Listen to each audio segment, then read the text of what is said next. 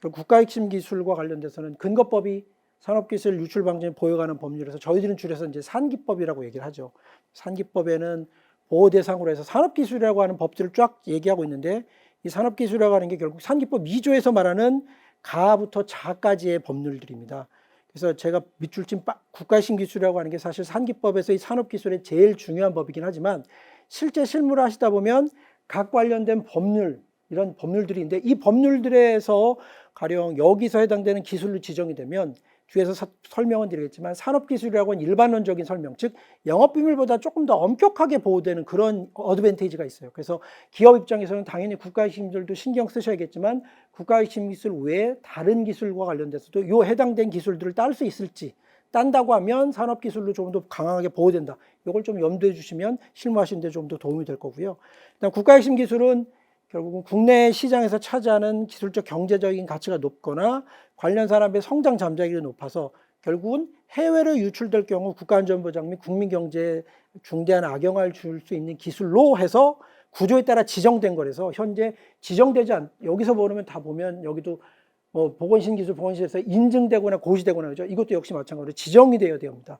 그래서 내가 갖고 있는 기술이 지정이 된 그 기술 카테고리에 들어가지 않으면 국가핵심 기술이 아니게 되는 거죠. 그래서 항상 지정 기술이 뭔가를 잘 보셔야 되는데, 이 지정 기술을 보면 현재는 고시로 되어 있는 게 12개 분야에서 73개 기술입니다. 그래서 사람들이 많이 놀라셔요. 국가핵심 기술로 지정을 하면 어떤 게 국가핵심 기술이라고 되게 자세하게 지정해 주는 거 아니냐 이렇게 생각하는데, 보시면 이렇게 한두 줄로 다 되어 있어요. 이 한두 줄. 그러면 이제 결국은 뭐냐면 반도체에서 11개에 관련된 거, 디스플레이에 관련된 2개, 전기전자, 자동차, 철강, 조선 이런 거 있고, 원자력, 정보통신, 우주, 생명공학, 기계, 로봇 이렇게 각각 분야인데, 그러면 이제 많은 분들이 이렇게 간단하게 지정된 한두 마디를 갖고 내가 갖고 있는 기술이 그러면 이게 국가핵심 기술이냐 아니냐 요거에 대해서 되게 고민이 있을 수가 있어요. 그래서 그럴 때는 뒤에서 설명을 드렸지만 국가핵심 기술인지 아닌지 사전 판정받는 제도가 있으니까 그걸 활용하시면 됩니다. 그리고 지금 업무하시는 분야가 사실 이 제너럴, 그냥 이 로봇을 예로만 들면 영상 감시 기반 로봇 그러니까 통합 통제 기술인데, 지금 담당하시고 실제 하시는 업무가 이 카테고리에 일반적으로 해당될 것 같다. 그러면 보통은 국가핵심 기술이다 이렇게 생각을 하시면 됩니다. 다만 진짜 그게 국가핵심 기술이냐 이거에 대해서 행정적으로 확정을 받고 싶다 그러면 국가핵심 기술 사정 판정 신청을 통해서 산자부에 그러니까 그걸 신청해 보시면 되는 거고요. 그래서 요 고시는 보통은 2년마다 한 번씩 바뀝니다.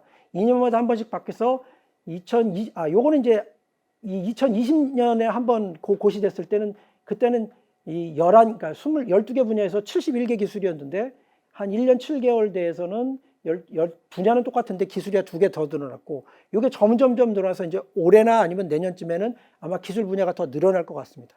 그리고 요 기술 분야가 늘어나는 거 외에도 뒤에서 말씀을 드리겠지만 국가첨단전략산업부에서 첨단전략산업이라고 하는 것도 역시 지정해야 되거든요. 그래서 그게 사실 중복으로 해서 지정이 될 가능성도 있고요.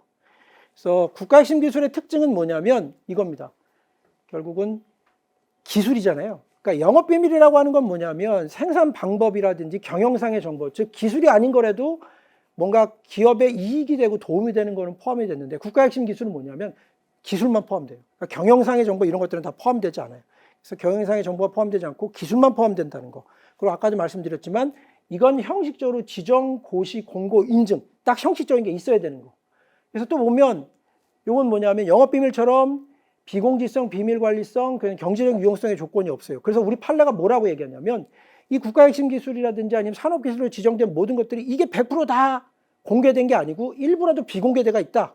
그러면 그 일부라도 비공개된 게 전부 공개된 게 아닌 이상은 비밀로서 유지가 되고, 그래서 산업기술 아니면 국가핵심 기술로 보호가 된다. 이렇게 돼서 이게 상당히 영업비밀보다 엄격하게 보호가 되고 넓게 보호가 되는 거죠. 영업비밀보다 고도로 보호받게 되는 거고.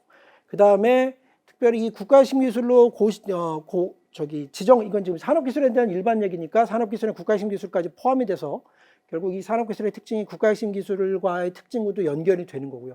또 뭐냐, 국가핵심 기술로 지정이 되면 그러면 기업 입장에서는 사실 뭐냐면 유리한 점도 있고 불리한 점도 있어요. 유리한 점은 불리한 점은 뒤에 설명을 드렸지만 수출할 때 뭐냐면 이 국가핵심을 수출할 때 이럴 때 다 수출 승인이라든지 신고를 거쳐야 돼요. 그리고 나름대로 국가핵심 지정이 되면 여러 가지 보호 조치를 취해야 돼. 그럼 국가핵심 기술로 지정이 되면 유리한 건 뭘까요? 유리한 거. 왜 그러면 국가핵심 기술을 굳이 지정할까? 이게 사실 법 목적이 보면 기업의 유리보다는 국가 경쟁력 확보라는 점에 있는데 기업도 사실 일부 기업들은 국가핵심 기술을 신청해달라고 신청을 하거든요. 그리고 프레젠테이션도 하고 왜 그럴까요? 그럼 기업 입장에서는. 지정이 되면 여러 가지 국가가 관여할 텐데 기업 입장에서 굳이 좋을 게 없을 것 같은데 나름 기업 입장에서 국가핵심 기술 지정이 된 게 좋을 수가 있어. 왜 좋을까? 왜 좋냐면 국가핵심 기술이 지정이 되면 해외에서의 경쟁 기업들이 우리나라로 들어올 때 그 들어오는 것에 대해서 상당히 장애막이 생성이 되고 그 다음에 국가핵심 기술로 지정이 됐던 기업들 중에서 내가 정말 뭐 이 해당 분야에서의 탑 티어다.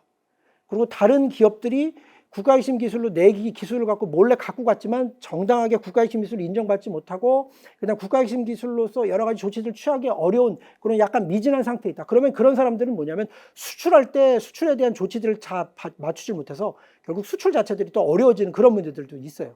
그래서 결국 국가핵심 기술이 지정이 되면 국가의 통제도 받지만 해외 경쟁 기업, 특별히 중국의 경쟁 기업들이 국내에 들어와서 사업하는 거에 대해서 굉장한 배리어가 되기 때문에 어려워지는 거고요.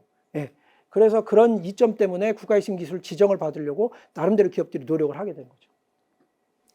자, 그러면 국가핵심 기술에 대한 특징으로 해서 국가핵심 기술의 유출 및 침해 행위에 관련된 한번 법적인 얘기들을 좀 해보겠습니다. 요거는 국가핵심 기술 유출 및 침해 행위를 제가 이 법에서 나오는 일곱은 아니지.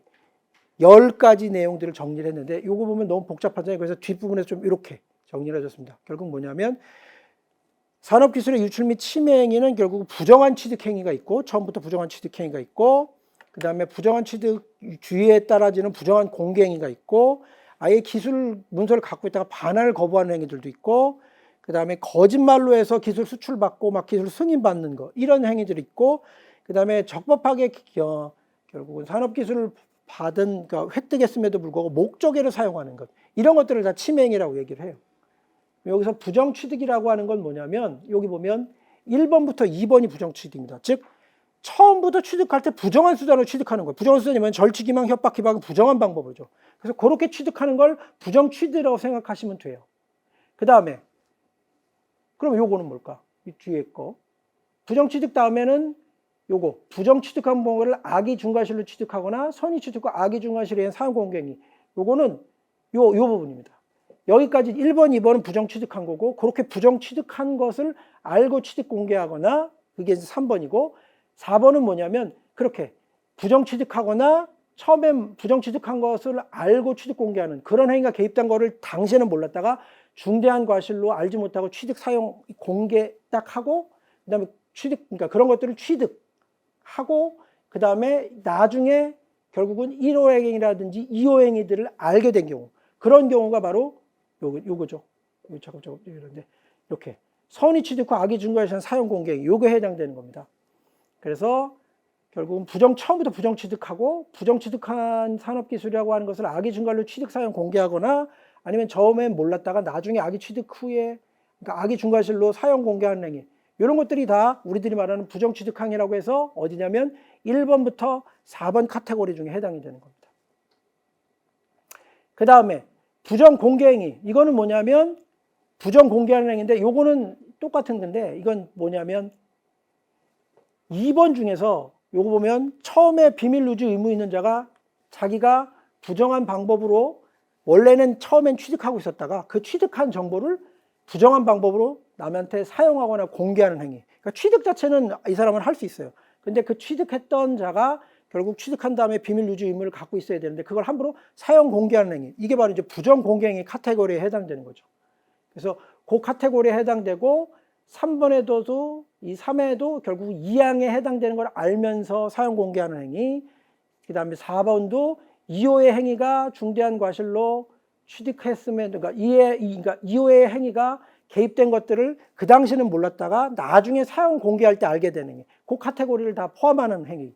이게 바로